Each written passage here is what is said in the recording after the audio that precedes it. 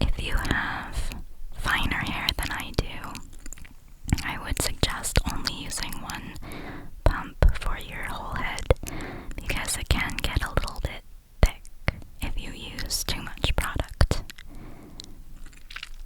Then I am separating a bottom section of my hair and securing the top with a claw clip and using the Kristin blow dry mist, and I am spraying that through the lengths and ends of my hair again. This is a heat protectant, and it also prevents my hair from getting frizzy when I use the styling tool on it. It also smells nice. I am then using the Dyson Airwrap to curl 1-inch sections away from my face. Now, I always get asked, is the Dyson Airwrap worth it? And this is my honest answer. I cannot, in good conscience, recommend a hair tool to anyone that is $600. I absolutely love the results the Dyson Airwrap gives me, and I love how quickly I am able to do my hair. However, this style can very easily be achieved with a blow dryer and a curling iron. You do not, I repeat, you do not need to get the Dyson Airwrap. If you are wondering about it, if you've budgeted for it, if that's in the cards and you just want to know if it's a good hair tool, then yes, I really, really like it. But if you are seriously debating whether to get it or not, I would urge on the side of hold off.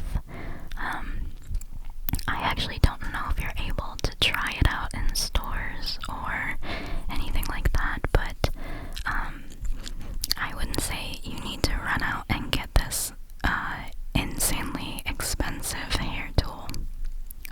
So that is my spiel on the Dyson Airwrap. So you can see that I am just taking sections of my hair and curling them away from my face. If you want a similar curl to the Airwrap, I would suggest using a 1.25-inch curling iron barrel and pinning the curls up after it comes off the iron so they can cool in that position, because I use the cool shot on the Airwrap to set the curl after it's done thoroughly heating up the hair. And that is what the bottom layer will look like. Next, I am letting down another section of my hair and clipping the top up out of the way. I do suggest a clip for this and not a ponytail holder, just because that has caused a lot of breakage, I think, on the crown of my head. And again, taking the Airwrap in small sections and curling away from my face. I like that this look is more similar to a blowout than actual curled hair because of how large the barrel is. Before I got the Airwrap, it would take me around 45 minutes to blow dry my hair, and then another 30 to 45 minutes to curl my hair, and then wait for the curls to cool. So this tool has really streamlined my process of doing my hair. And we're just going to continue letting down sections of hair and curling with the Airwrap. I wash my hair about 2 to 3 times a week, depending on how active I am. And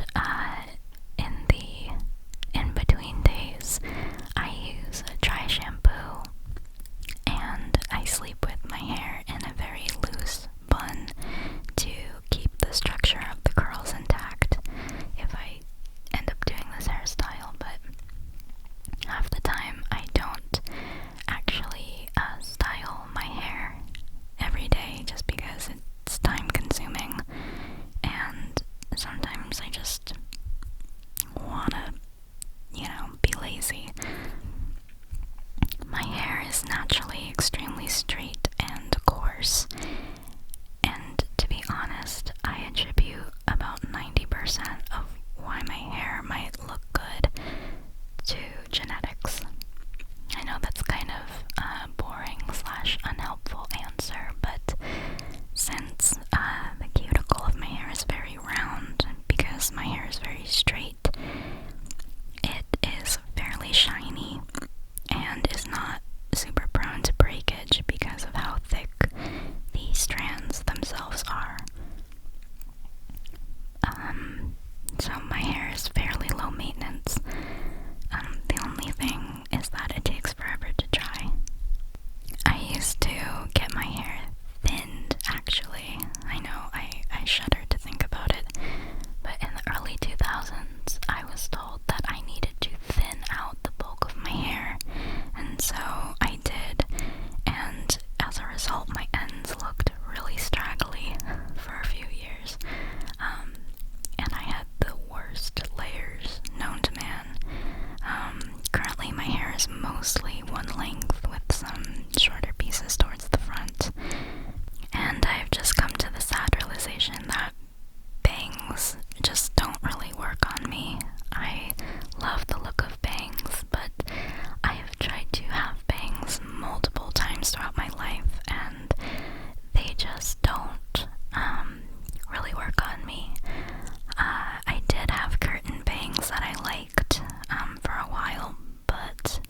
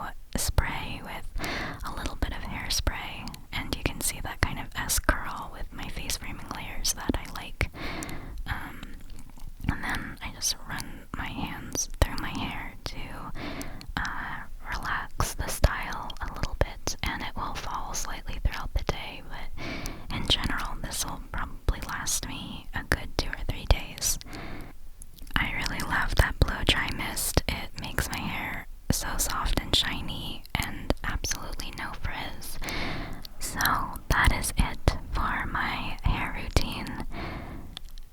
I wish you